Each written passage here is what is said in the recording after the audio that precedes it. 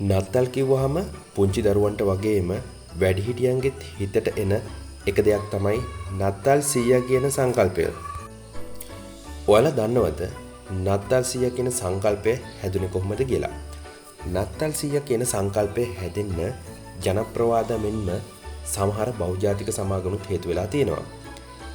ක්‍රිස්තු වර්ෂ 4 වෙනි සියවසේ ජීවත් වුණා ශාන්ත නිකලස් කියන රදකුරුතුමනි.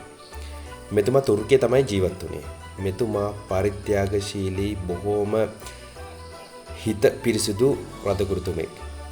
මේ රදකුරුතුමා දරුවන්ට, අසරණ පුද්ගලයන්ට, රෝගීන්ට තෑගි භෝග දීම සම්ප්‍රදායක් වශයෙන් සිදු කරන් ගියා.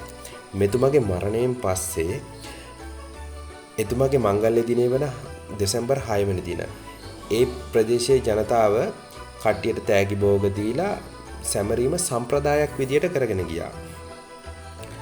පස්සේ මේකට ලන්දේසි බලපෑමත් එක්ක සැන්ටා ක්ලෝස් කියන සංකල්පය ඇති වුණා. 19 වසරේ ඇමරිකාවේ ජීවත් වුණ ක්ලෙමයින්ට් ක්ලාක් මුවර් කියන කවියා විසින් ලියපු A Visit from ශාන්ත නිකලස් කියන කවි පන්තිය මගින් අපි වර්තමානයේ දකින නත්තල් සීයට සමාන නත්තල් සීය කෙනෙක් ඔහු විසින් නිර්මාණය කරා. ඒකෙදී නිතරම සිනාසෙන, ඒ වගේම තරබාරු පුංචි මිනිසෙක්, ඒ වගේම ඔහුට පියාඹන රතයක් තියෙනවා, දුම් කවුළු වලින් ගෙවල් වලට ඇතුල් වෙලා තෑගි දානවා වගේ සංකල්පයක් ඔහු විසින් නිර්මාණය කළා.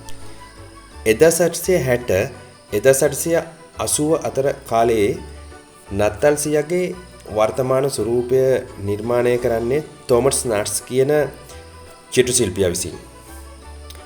ඔහු විසින් හඳුන්වා දෙන ලැබූ නත්තල් සීයාට උත්තර ධ්‍රවයේ හිම තියෙන ප්‍රදේශයේ නිවසක් තිබෙනවා.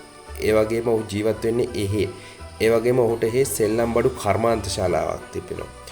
තව ඒ වගේම ඔහු ගමන් කරන්නේ මුවන් සහිත රථයකින්. ඒ වගේම ඔහු අඳින්නේ රතු පාට ඇඳුම්. අන්න ඒ වගේ සංකල්පයක් ඔහු විසින් නිර්මාණය කරා. හැඩන් සම්ලෝඩ් කියන චිත්‍ර ශිල්පියා විසින් 1930 දශකයේ කොකාකෝලා සමාගමකට වෙළඳ දැන්වීමක් සඳහා අඳින ලද චිත්‍ර කතා මාලාවක් නිසා තමයි සැන්ටා ක්ලෝස් කියන කතන්දරේ ලෝකේ පුරා ජනප්‍රිය වෙන්නේ. ඔහු නිර්මාණය කරන නත්තල් සීයා තරබාරු සිහින් සිරුරක් තියෙන, නිතරම සිනහ වෙන, සුදු රැවුලක් තියෙන රතු පැහැති ඇඳුමක් අඳින නත්තල් සීයෙක් තමයි ඔහු නිර්මාණය කරේ. පරණ එවකට පැවති නත්තල් සීයාගේ ආభాෂය ගත්තම මොහු විසින් තමයි නව නත්තල් සීයාගේ සැබෑ ස්වරූපය, අපි වර්තමානයේ දකින ස්වරූපය මොහු විසින් නිර්මාණය කරනවා. ශාන්ත නිකලස් රදගුරුතුමාගේ ආభాෂයෙන් නිර්මාණය වුණු නත්තල් සීයා සංකල්පයේ වර්තමානයේදී පවා